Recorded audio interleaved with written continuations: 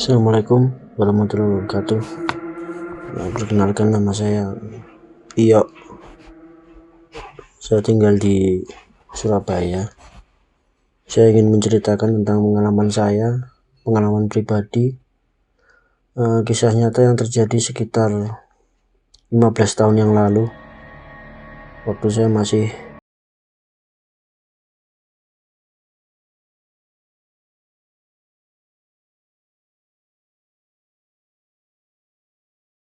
menginap beberapa hari di saat liburan semester bersama keluarga saya ke rumah paman saya yang bernama Mang Acep. Mang Acep ini tinggal di Purwakarta, Jawa Barat. Beliau adalah adiknya ibu saya. Waktu itu saya berlibur bersama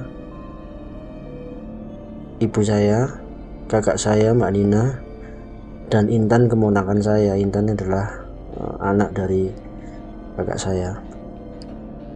Meskipun kami tinggal di Surabaya, tapi kami sering ke Purwakarta karena ibu saya adalah orang Sunda asli dan keluarga besarnya memang ada di Jawa Barat. Ada beberapa kamar di rumah Mang Acep, dan selama berkunjung di situ saya tidur sendiri di salah satu kamar yang di dekat teras samping. Ibu saya tidur di kamar utama dan kakak saya beserta anaknya tidur di kamar seberang kamar yang saya tempatin. Tidak ada yang aneh. Di beberapa hari awal kami menginap di situ, sampai suatu malam ada kejadian yang gak pernah saya lupakan sampai saat ini. Malam itu saya masuk kamar sekitar jam 9 malam, sudah mengantuk dan mau tidur. Gak ada yang aneh juga pada awalnya. Saya berusaha menjamkan mata. Terdengar suara jarum detik berjalan di jam meja kuno yang ada di meja kayu kecil di samping tempat tidur. Perabot di rumah Mang Acep ini memang masih perabot-perabot lama dan cenderung antik ya. Saya berusaha memejamkan mata malam itu, namun memang terasa aneh. Beda seperti malam-malam biasanya. Burung tekukur yang dipelihara paman saya, Mang Acep, di sangkar burung yang digantung di teras samping malam itu berbunyi terus. Gak seperti biasanya yang hanya berbunyi beberapa kali saat siang. Tapi malam itu burung tekukur berbunyi terus, bersuara terus, kukru, kukru, sepanjang malam, gak berhenti.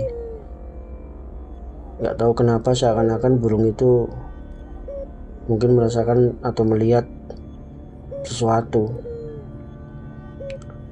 Meskipun lampu kamar aku matikan saat malam mau tidur,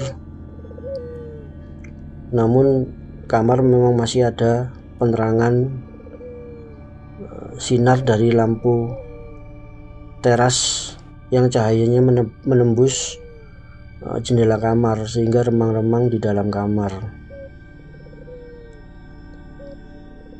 Karena saya pejamkan mata namun gak bisa juga, akhirnya saya buka mata lagi. Alangkah terkejutnya saat saya membuka mata, jelas terlihat ada sosok wanita seumuran parubaya di cermin lemari yang ada di depan tempat tidur saya. Wanita itu memakai kebaya warna gelap dan kerudung warna merah. Matanya menatap ke arah saya. Raut wajahnya agak kurang jelas karena kondisi kamar yang agak remang-remang. Tapi jelas saya ingat waktu itu adalah matanya bercahaya, bersinar. Jelas sekali terlihat meskipun di kegelapan kamar. Saya coba pejamkan mata dan buka mata beberapa kali, namun sosok itu masih ada di dalam cermin. Seluruh tubuh saya kaku, gak bisa bergerak, mulut juga membisu. Dalam hati berdoa, dan doa apa saja yang terlintas saat itu. Saya tunggu dan berharap sosok itu hilang dan pergi. Namun sampai larut malam pun sosok itu masih berdiri di situ. Saya masih bisa mendengar suara detik jarum jam kuno yang di samping tempat tidur. Tik, tik, tik. Jelas masih terdengar. Tubuh saya mulai berkeringat dan lemas, namun belum bisa bergerak. Sosok itu tetap terdiam di situ sepanjang malam. Iya, sepanjang malam. Begitu juga dengan suara burung tekukur di teras samping. Sampai suatu saat saya mendengar suara Intan, ponakan saya, yang terbangun dan minta dibuatkan susu karena dia masih balita. "Bu, cucu." Suara Intan yang tidur dengan ibunya di kamar seberang jelas terdengar. Saat kemudian ada suara pintu dibuka. Kakakku keluar kamar dan mengambil air panas untuk membuat susu di dapur. Sementara mata saya masih melihat sosok berkebaya dan berkerudung itu terdiam dan berdiri di depan cermin, masih di situ. Pengen rasanya saya berdiri keluar kamar dan menemui kakak saya, namun tubuh ini gak bisa bergerak sama sekali. Bahkan saya pun gak bisa menoleh untuk melihat jam yang ada di sebelah tempat tidur. Saya hanya mengira-ngira waktu aja, karena biasanya ponakan saya yang masih balita terbangun minta susu sekitar jam 2 atau jam 3 pagi. Ya Allah, sosok itu masih ada di situ sampai kapan? Sampai akhirnya azan subuh terdengar. Saya pun memejamkan mata sejenak dan bersyukur alhamdulillah udah subuh. Sebentar lagi pagi tiba dan aktivitas di rumah pasti mulai sibuk dengan kegiatan pagi hari. Orang-orang rumah pasti pada bangun. Dan saat saya mencoba melihat lagi ke depan cermin, sosok itu sudah hilang. Sudah tidak ada.